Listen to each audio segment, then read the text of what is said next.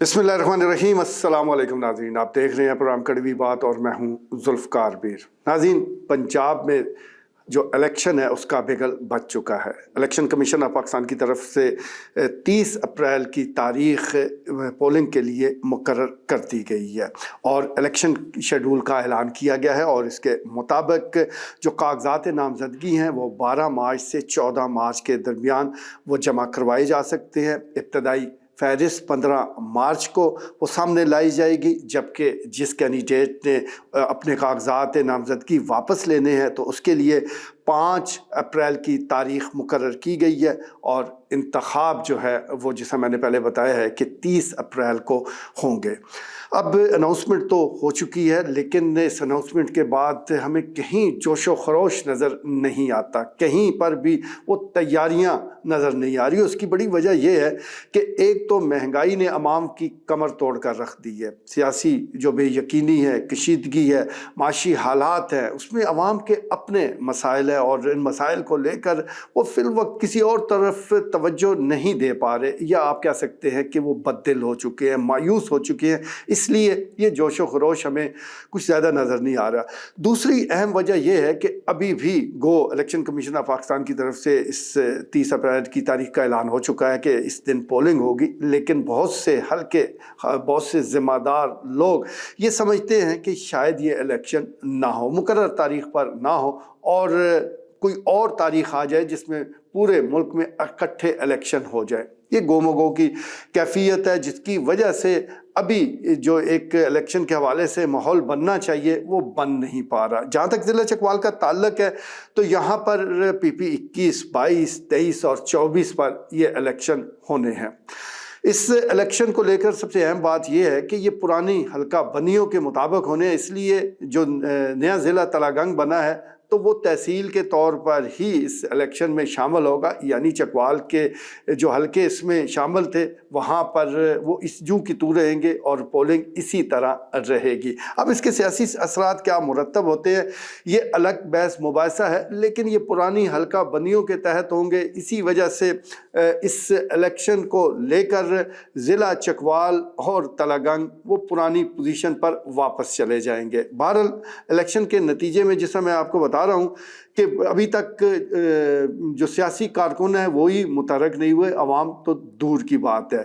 इसके अलावा जो सबसे अहम बात इस इलेक्शन को लेकर है वो ये कि जब जो भी उम्मीदवार मैदान में उतरेंगे तो वो कौन लोग होंगे। ज़्यादा क्यास तो यही किया जा रहा है कि पहले से शनासा जो चेहरे हैं, जो सियासी चेहरे हैं, वही हमारे सामने होंगे। कोई ख़ास ऐसा चेहरा या ऐसी शख्सियत बतौर उम्मीदवार सामने आने के इम्कानात इंतहाई कम हैं कि जिसने अभी सियासत के मैदान में कदम रखा हो। लेकिन ये हो सकता है कि कुछ हल्के बदल दिए जाए, जिस तरह के ट्रांसफ़र होते हैं सरकारी मुलाजमत में, SHO साहबान एक हल्के से एक थाने से दूसरे थाने में उनका तबादला कर दिया जाता है, तो इस बात का इम्कान मौजूद है कि किसी ने इलेक्शन PP 23 में लड़ा हो, अब वो PP 21 में आ जाए और 21 वाला कहीं और चला जाए। इस बात का इम्कान बहरहाल मौजूद है। लेकिन एक बात तय है कि ये इलेक्शन मुल्क की किस्मत बदल नहीं पा रहे। अगर मुल्क की किस्मत बदल सकती होती तो मुतअद्दिद इलेक्शन हो चुके हैं, लेकिन उसके नतीजे में हमें मज़ीद महंगाई, मज़ीद मायूसी तोहफे में मिली है। इसमें कोई राय नहीं कि ये जो मुंतखब लोग हैं ये शायद इस तरह बाइख्तियार भी नहीं होते जिस तरह की हम तवक्को कर रहे होते हैं। कोई ना कोई इनको वो डील कर रहा होता है, कोई ना कोई रिमोट कंट्रोल के ज़रिए इन्हें चला रहा होता है। यही वजह है कि हमारे यहाँ जो जमहूरियत है, जो सियासी निज़ाम है, वो हमेशा से गैर मुस्तहकम रहा, कमज़ोर रहा, बेयकीनी का शिकार रहा, जिसकी वजह से मईशत भी कमज़ोर रही और मामला दुरुस्त सिमत आगे नहीं बढ़ पाए।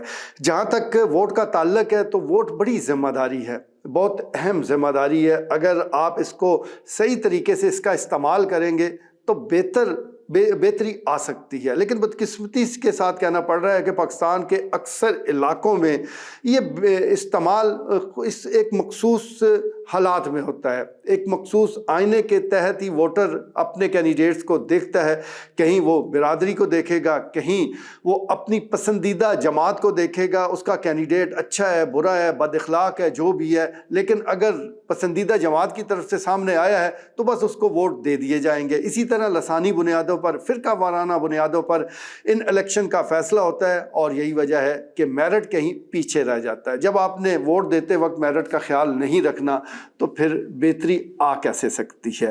عمومی طور پر دیکھا یہی گیا ہے کہ الیکشن کے نتیجے میں جو لوگ منتخب ہوتے ہیں، اور خاص طور پر اگر وہ حکومت میں بھی شامل ہو جاتے ہیں، تو پھر ترقیاتی کام ذرا زور و شور سے ہوتے ہیں، لیکن یہ ترقیاتی کام بھی احسان جتا جتا کر کروائے جاتے ہیں۔ حالانکہ جو بھی کینڈیڈیٹ کھڑا ہوتا ہے اسے کسی نے گھر جا کر دعوت نہیں دی ہوتی کہ آپ آئیں، مہربانی کریں، الیکشن لڑیں۔ وہ اپنی مرضی کے ساتھ الیکشن کے میدان میں کودتا ہے، بڑا پیسہ خرچ کر کے وہ ٹکٹ بھی حاصل کرتا ہے، پھر کیمپین میں کروڑوں روپے جھونک دیتا ہے، اور پھر بالآخر جا کر وہ کہیں قسمت کے ساتھ منتخب نمائندہ ہوتا ہے۔ لیکن منتخب ہونے کے بعد جو ان کا عوام کے ساتھ، ووٹرز کے ساتھ رویہ ہے، وہ اکثر اوقات اس حوالے سے بڑا ہی عجیب و غریب ہوتا ہے۔ پھر کوئی بھی منصوبہ ترقیاتی کام وہ لے کر آتے ہیں تو اس کے مکمل ہونے کے بعد باقاعدہ جتایا جاتا ہے کہ یہ ہم نے آپ پر احسان کر دیا ہے، حالانکہ آپ اپنی مرضی کے ساتھ سیاست کے میدان میں آئے، جو پیسہ اس ترقیاتی منصوبے پر لگا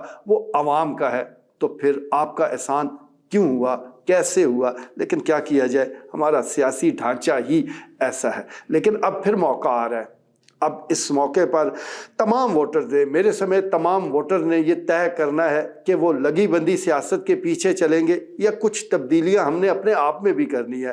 آپ کینڈیڈیٹ کو دیکھیں، سب سے بڑی بات یہ ہے کہ وہ با اخلاق ہے، تو یہ انتہائی ضروری ہے، کیونکہ بہت سے بدتمیز لوگ بھی اب سیاست کا حصہ بنتے جا رہے ہیں۔ منتخب ہونے کے بعد کبھی ادھر لڑ رہے ہوتے ہیں، کبھی ادھر جھگڑا کر رہے ہوتے ہیں، اور کبھی کسی کا گربان پکڑ رہے ہوتے ہیں۔ تو ایسے لوگوں کو اگر آپ ووٹ کے ذریعے عزت دے دیتے ہیں تو پھر وہ آپ کی عزت کے در پر ہو جاتے ہیں۔ تو اب موقع آ رہا ہے کہ آپ نے ایسے لوگوں کو کٹہرے میں کھڑا کرنا ہے۔ اسی طرح ایسے لوگ جو ذرا دیانتدار ہوں، جن کی شہرت اچھی ہو، بھلے ان کے پاس پیسہ کم ہو، بڑی گاڑی نہ ہو، لیکن آپ کم سے کم ان کو موقع ضرور دیں۔ ایسی سیاسی جماعتوں کو ضرور موقع دیں جنہیں ابھی موقع نہیں ملا۔ بس آپ جس پارٹی کے پروگرام کو بھی پسند کرتے ہیں تو اس میں صرف یہ نہ ہو کہ بس آپ کی پسندیدہ جماعت ہے، بلکہ اس کے کینڈیڈیٹ کو بھی چیک کریں، اس کے جو سربراہ ہے اس کی ریپوٹیشن کو بھی دیکھیں، اس کے بیانات کا بھی جائزہ لیں۔ ساری چیزوں کو کنگھالنے کے بعد آپ جب ووٹ دیں گے تو اس کے نتیجے میں جو لوگ منتخب ہو کر اسمبلیوں میں پہنچیں گے، یقین مانیے وہ صحیح معنوں میں آپ کے نمائندے ہوں گے۔ ورنہ لگی بندی سیاست کے تحت ایک ٹریک پر چلتے ہوئے وہی فیصلے کریں گے تو اس کا نتیجہ وہی نکلنا ہے جس صورت میں پاکستان آج ہمارے سامنے ہے۔ ہم نے اپنے بچوں کا مستقبل اگر محفوظ رکھنا ہے تو ہمیں دلیرانہ فیصلے کرنے پڑیں گے۔ جہاں تک لیڈرشپ کا تعلق ہے، قیادت کا تعلق ہے، مختلف سیاسی جماعتوں کے سربراہان کی بات ہے، تو انہوں نے نہ صرف اپنا بلکہ اپنی جو اولاد ہے بلکہ اپنی نسلوں کا مستقبل بھی محفوظ بنا رکھا ہے۔ ان کے پاس دوسرے ملکوں کی شہریت بھی موجود ہے، دوسرے ملکوں میں پیسہ بھی محفوظ ہے، اور ان کا مستقبل بھی محفوظ ہے۔ غیر محفوظ ہیں آپ اور میں اور ہمارے بچے، اس بارے میں سوچنا انتہائی ضروری ہے۔ آج کے لیے اتنا ہی، اجازت دیجیے، اللہ دے کے بعد۔